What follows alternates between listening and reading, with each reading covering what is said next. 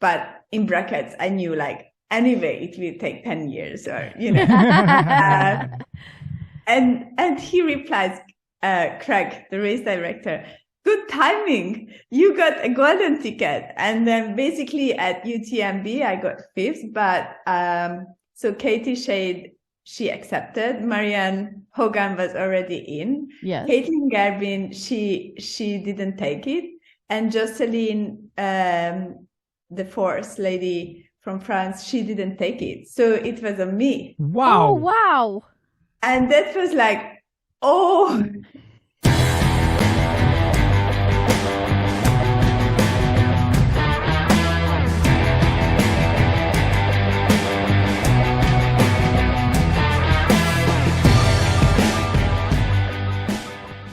Everyone, we are back with another Gotta Run podcast. Indeed we are. What's going on? Happy Canada Day. Yeah, I mean, that's the story of the day. We're just here to tell you that. So whether you're listening to this in the depths of winter or in July, it's Canada Day. Today, July 1st, Canada Day. And we're both rocking some maple leaves. So if you want to see that, you got to head over to the video. On our YouTube channel, Gotta Run Racing. And speaking of the video, if you want to see what I'm about to show you, I'll try to describe it well so that you get the gist. But we have two new swag items for Gotta Run Racing. And they may appear at a race, or you're going to eventually... In your swag bag? Yeah, possibly. They also could be a gift to our Patreon supporters. Yeah. So if you want to check that out, head over to our website. There's a link to our Patreon. We're very grateful, and we would like to see some more. Yeah, sure. Yeah. Come on over. All right, so here's what we got. We have a red cork bottom insulated cup that works for both cold and hot beverages. It features the Gotta Run Racing logo in the center. All right, so that's number one. Number two, we have a 20-liter dry bag featuring the Gotta Run Racing logo on the front. That's huge. It is huge. That's for your drop bag at an aid station or coming through a transition. Exactly. So if you want to keep your aid station or clothing, drop bag, clothing or shoes dry, that's why we got the big one, so that could fit norm size 13s. But it also has a little zippered pocket and a side bottle holder. Wow. And you can turn it into a backpack because there's two straps, that are removable. I remember getting a drop bag or a dry bag at one of our events in Switzerland. I'm going, wow, I still use it today. Oh, that bag is amazing. Yeah, I still use it for supping and everything else. Yeah, it's perfect. Cool. All right. And who's on the podcast today? Well, we have another Western States finisher. Her name is Eszter Csillag. She's not too well known in North America until now, of course, because she's made a name for herself in Europe and Asia. She grew up in Budapest, Hungary. She's one of 6 children. And she now lives in Hong Kong with her husband and 2 kids, so we'll find out about that. She's raced all over the world. She had a 5th place finish at UTMB last year. She was 4th at the World Mountain Trail Running Championships in Thailand last fall. And of course, she came 3rd this past weekend at Western. Incredible performance. She's coached by Ida Nielsen, and they obviously raced together last weekend as Ida placed 7th, so we'll definitely get into that. And all that and more, and here is Eszter coming up. Hi. Hi, Eszter, how are you? Fine, thank you. How are you? Good. I'm Jody. This is Norm. Hi, Jody. Hi, Norm. Welcome to Canada. Thank you. Today is Canada Day, our birthday. Oh, really? Happy birthday. Thank you very much. Thank you very much. It's a public holiday, is it? Yes. Yes, it is. Yes, it is. Okay. Not to be confused with July 4th, American holiday. Yeah. It's different. Yeah. Well, welcome to the podcast, and obviously huge congratulations for your 3rd place finish at Western States last weekend. But before we dig into that, we know you come from Hungary, which, by the way, Norm and I visited 2 years ago. 2 years ago, yep. And on a river cruise, and we absolutely loved it, and we can't wait to go back and explore more of the country. It's gorgeous. Oh, amazing. Yeah. Okay. Let me know. I will happy to give you some advices. I would love that. There are some great trails, to be honest. So yeah, it's good. Yeah. We can't wait to go back. Yeah. But you do come from a large family. Was it an athletic family? Yeah, but everyone is more focused on football.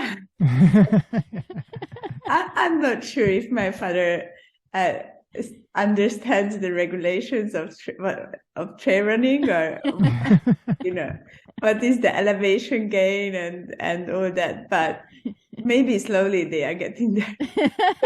But when did Western actually come onto your radar? Was it because they offered you an entry after UTMB, or had you been thinking about it for a while?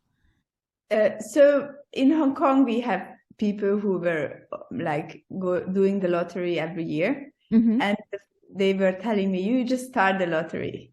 It will take a while. And anyway, so that was after the World Championship. I went home and it was like, I was totally exhausted after that race. Like, I think I was like so exhausted, and I still had a race in Malaysia. And that race was like a sufferfest. But anyway, I go back to Hong Kong, and I just do the application, which you have to do, I think, before end of November. Yep. And for some reason, you have to choose the reference race. And I couldn't click on UTMB. I could click on Transgran Canaria, which was not the best race for me because I had stomach problems. So I just emailed to the race organizer and I said, I don't know if the reference race matters, but I would like to choose UTMB instead of Transgran Canaria. But in brackets, I knew anyway, it will take 10 years or,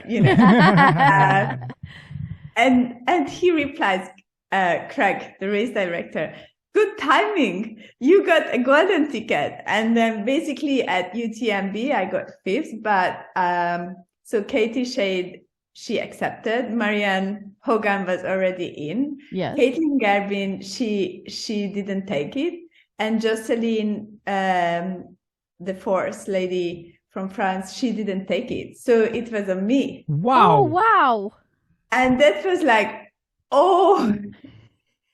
and that was a really big surprise. And it's I think in Hong Kong, everyone knew about this email in 24 hours.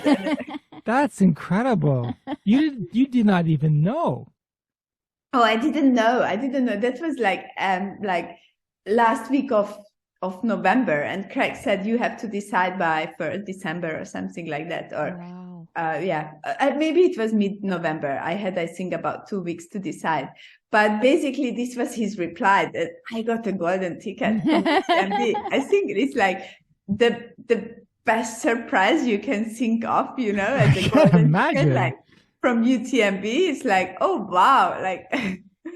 That was really so that would be your first time. That would be your first time running in the US. Yes. And it ended up also it sounds a bit interesting because I think I traveled, but it was also my first time to come to the US. Wow. First visit and you're doing Western States. It's not bad, right? That's impressive. I'm not sure how you're going to top that, Eszter. Yeah. Yeah. So I called it as a project name. It was the American Dream. So been going through your mind at the start line when you're actually there. I'm sure you watched some YouTube videos of the start line, and it's hard to describe it in video unless you're there because it's a small race. It's so small. It's 300 people, and coming from UTMB with 2,000 people. Yeah. But it's still an iconic race and low key. Low key. So what was your takeaway at the start line being so small but so big? The start line was kind of weird. There was no one there. That's Katie exactly. Shade wrote a post yesterday or the other day, and she was saying like there was no one at the tape. Like there was Courtney and me, and it's like, yeah, like it was really empty. Like it was like 3 minutes to go, and it was like kind of empty, and people like didn't know how to move, and it's like, okay, that's it. Like I know it's the first uphill you don't push, but there's no one is at the start line. That's kind of weird.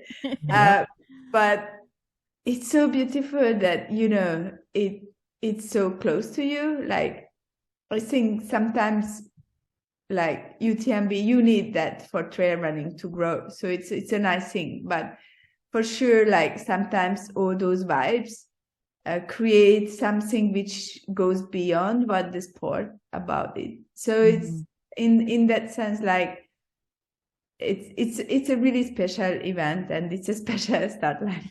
Absolutely. Yep. It was not easy to follow the trail, so we actually ended up running with Leah Yingling and Jenny Quilty together, because and it was good to share eyes and find the trails together, and we were like chatting. It was a very nice run, and the views on the ridge is so beautiful. Yeah. How did you feel getting into Forest Hill then? What place were you in the race at Forest Hill? Do you remember? Forest Hill, I was I think I was fifth. Fifth place, okay. So you're looking pretty good. I was fifth. I think Emily was in front, but between Michigan Bluff and Forest Hill, I was running with Katie Asmuth, and we catch up with Keely Henningen and Ida. And then just my pacer Fujao, she was waiting me at Bass Road. So just like she was just running so fast, and I was just running after her. So I mean, we were basically all together, but I got into Forest Hill first. Yeah. Wow, that must have been exciting. The fact that you are in a good position at this time, right? Yes, I mean, it was nice, but I was just focused on the race. I didn't want to get lost into positions because anyone to whom I talked to, they were just saying, you know, the race starts at Forest Hill. So I just knew everything is just to get to start. So yeah, I just need to look after myself. So we did chat with Katie yesterday, and she told us that she jumped in with you and your pacer after the river crossing because she lost her pacer, something like that. Yeah, she did. Yeah, so I still have to write that post. I will do it before I get on the flight. Pacer number 2. Helen Milo. She's an amazing runner. So basically, I worked at PTRA with Caitlin Garbin, and first I was asking her if she can pace me. I said, you know, for me it would be so meaningful because I got your golden ticket. People didn't like I was saying I inherited, but actually I inherited. I don't mind saying that. and she would have loved to, but she was in Alaska, and she was not. She had some injuries, so she connected with Helen Milo, who lives in Truckee, and Helen just won the Broken Arrow 46 kilometer. Yeah, she's a badass. And so Helen was first, Fuja was fourth, and these were my 2 pacers. Wow. Coming out from Broken Arrow. So it's like, oh, this is amazing. I have the best team. And Katie at one point, I lost her pacer, and she was saying, we are pacing her. And I said, okay, fine. And then Helen started to look after both of us. She was really amazing. Like, in contrast to Fuja, she was talking, always like checking in, like you know, verbally. It was two very different but 2 very positive experiences. Yeah. And it was also the first time for me to run with a pacer. Ah, okay. Yeah. Wow.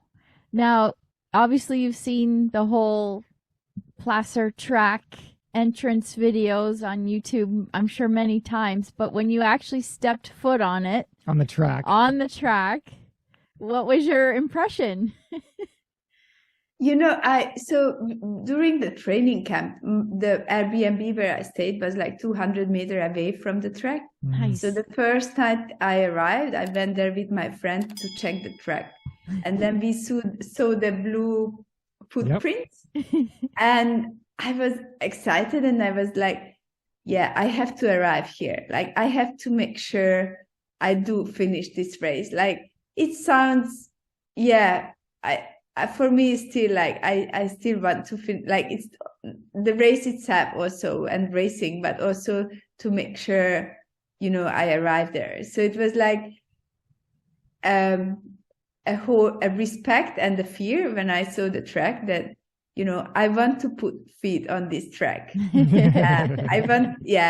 So certainly, like, that moment when I already believed that I was third, that was like, to be honest, it was so magical. It was just beautiful. It's like, I don't know how your body is holding together, but it was just like a beautiful dance to the finish line that you are enjoying all the, like, I like running on track. Like I do quite a bit of training on track. So it's nice. It's a nice.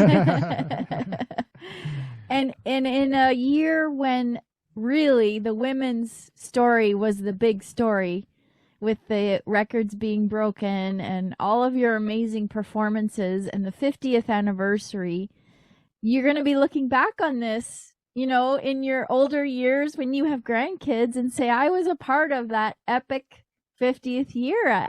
How does, like, that's probably not even really sunk in yet until you get home and you see more family and you talk about it with people. And what are your thoughts on that you are part of this iconic special year?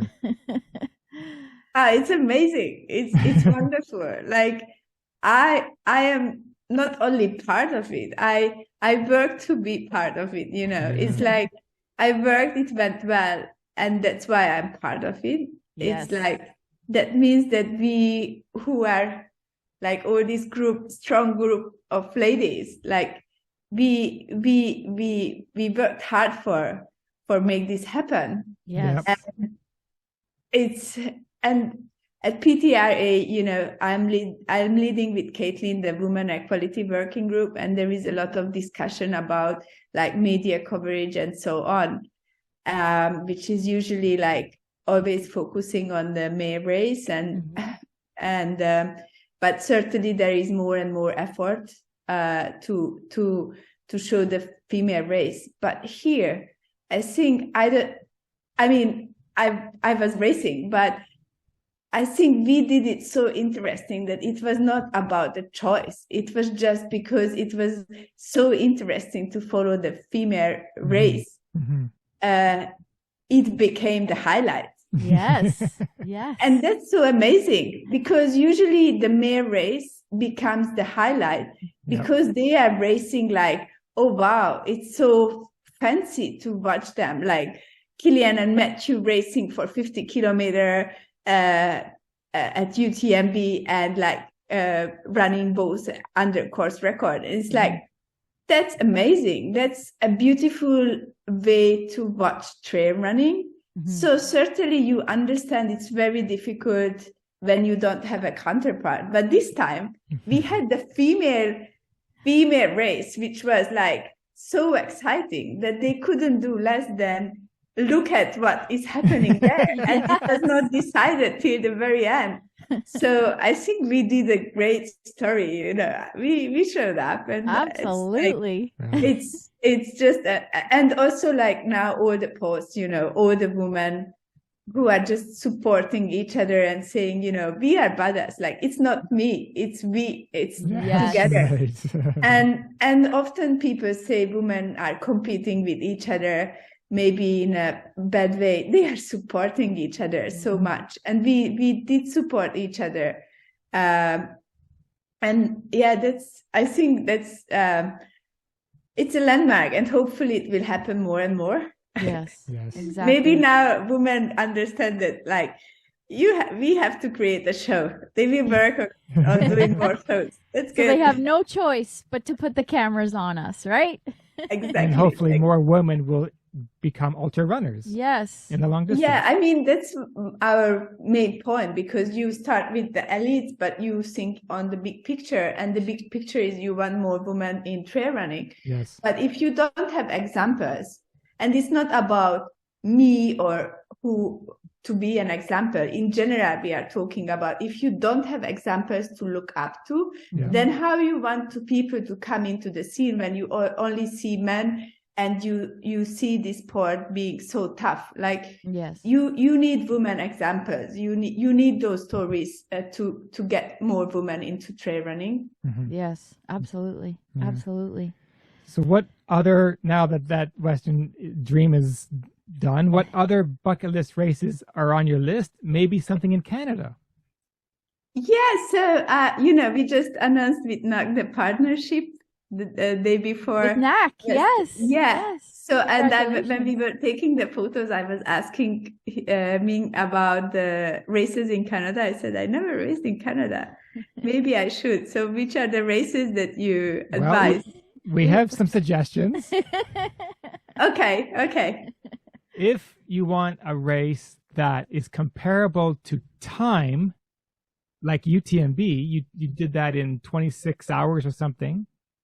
If you want something 6 hours 34. if I you want was running something- for the 30, but it became 34. If you want something that long of time, Fat Dog I recommend, because those who done UTMB and Fat Dog in our British Columbia, the time is off by 5 minutes. Very similar time, yes. Very similar really? time. Because it's 120. It's 20 more miles. Yeah. It's a little longer. Okay. So And- that means it's almost 200 kilometer. Yep. Yes. Yeah. Yeah. Yes. Okay. And what is the elevation? Ooh. I think it's comparable to UTMB as well. Maybe no, less, 7,000 meters. Yeah. up and Okay. down. Yeah. I'm not sure. We'll have to Yeah. look And that one up. Which month? That's August, I believe. September, isn't it? Oh, see, We're all over the place. you're asking too Okay, many so questions. you have to choose. You either do UTMB or Fat Dog. and then Yeah, close. if you want to go after a Courtney DeWalter record, you could do Gary Robbins' race, the Squamish 50 miler, 80K. Yeah. They said that's a 50 miler one day and 50 kilometer the next day, right? Yes. But Courtney DeWalter has just the 50-mile record, so that is for you to get. What's her record? I think she did it in, I'm saying 8 hours, but That sounds too slow. I think it's less than that. I gotta. We should have done our homework better. Should I go for Courtney's course record? Why not? Why not? She's awesome. She's a legend. Oh, this has been amazing, Esther. Thank you so much. We really appreciate your time, and congratulations again. Thank you. Thank you so much for having me. It was very nice to chat to you and maybe see you at UTMB. If Yes. not, I have to come to Canada too. You do. You have a So lot nice. of you have a lot of fans here now. A lot of fans. Thank you. Thank you. That's very kind of you. You know, I have so in Hong Kong, what is amazing, we have a really great running community. And I have a very great Canadian friend, Jeff Camber. He ran Oh, yes. in the Canadian uniform at the World Championship. Yes, Yep. yes. Yeah. Very So nice. we have Canada in Hong Kong. We have everything in Hong Kong, but also Canada. And Jeff is a really great friend. Yeah, Oh, that's awesome. Well, tell him we say hello. I will. Yeah. Okay. Thank you so much, Esther. Thank you so much. Have a nice day. You You Bye. too. Bye-bye. Bye. Well, there you go. That was Eszter Csillag. Fresh off her third place at Western States. Yeah, what an experience. How about how she got into Western States? She had no idea. She was just trying to get her name on the lottery. And then Craig, director, says, here's the golden ticket that you earned from UTMB. It's like, what? Wow. Epic. First time going to the States. First time going to the States. At First time West- racing at the States. At West States, yeah, of course. She's never going to be able to live that, Yeah. to repeat that. Incredible. And then, of course, as she told us how her and Katie ran together, because we learned that from Katie, and then she confirmed Well, it. not just that. The fact that the women were supporting each other through the entire race, through the snow, through the heat. Yeah. That is great And to then hear. they shared off pacers. Yeah, yeah. Absolutely. And we got to get her to Canada. We sure do. Fat Dog is waiting for her, and Squamish 50, and maybe one of our races. Well, you never know. And we got to go to Asia and do one. Oh, yeah, I know. She loved Asia. They have a lot of races going on over there. They sure do. Mm-hmm. All right. Until next time. Cheers. Bye.